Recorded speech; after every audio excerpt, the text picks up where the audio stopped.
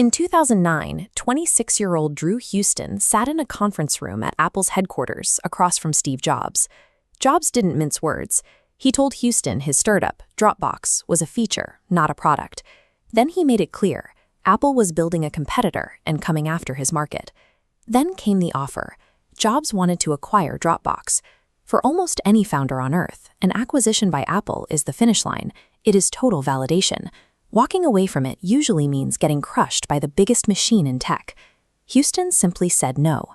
He entirely turned down the money, backed his own thesis, and left the campus. Looking at a decision like that, it is easy to assume it requires massive ego. But the confidence to reject the most powerful visionary in the industry usually comes from a different source.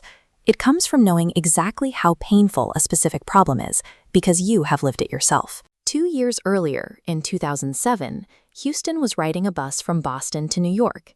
He didn't have a business plan. He hadn't run any focus groups. He didn't have an advisory board. He just wanted to get some work done on the ride, but realized he had forgotten his USB drive at home. Again. He was so irritated with his own forgetfulness that he opened his laptop and started writing the code to fix the problem right there in his seat. Turning that code into a real company was messy. Houston needed a co-founder to apply to Y Combinator, so he flew to San Francisco, walked into Paul Graham's office unannounced, and tanked the 2-minute interaction.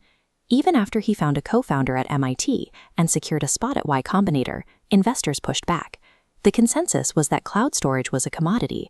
They assumed tech giants like Microsoft, Google, and Apple would inevitably swallow the space. Standard investment frameworks struggle to account for the sheer stubbornness of a founder who is solving an annoyance they experience every single day. Houston faced a specific hurdle in pitch meetings. The magic of Dropbox was how seamless it felt in the background, and you cannot capture that feeling on a PowerPoint slide, so he completely abandoned the pitch deck. He recorded a simple 3-minute video of his own screen, showing exactly how the software removed the friction he hated. This chart shows the immediate impact of that demo video. Overnight, the waiting list spiked from 5,000 to 75,000 users. To capture that momentum, they implemented a referral program. Invite a friend, get free storage space. They spent $0 on ads. Relying strictly on the quality of the product and word of mouth, Dropbox hit 50 million users by 2011. A year later, they crossed 100 million.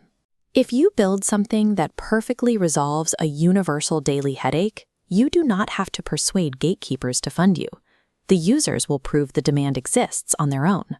Which brings us back to Apple. True to his word, Steve Jobs eventually launched iCloud. During the public announcement, Jobs attacked Dropbox directly, calling it an archaic way to store files. The assault failed to sink them. Dropbox was not built on a fragile corporate strategy. It was built on the deep, tested reliance of millions of people who trusted it to work. By March 2018, the company had scaled to the point of a massive public offering. Houston took that archaic feature and grew it to 700 million registered users, exceeding a $12 billion market cap while remaining completely independent. It highlights a stark difference in how businesses are built.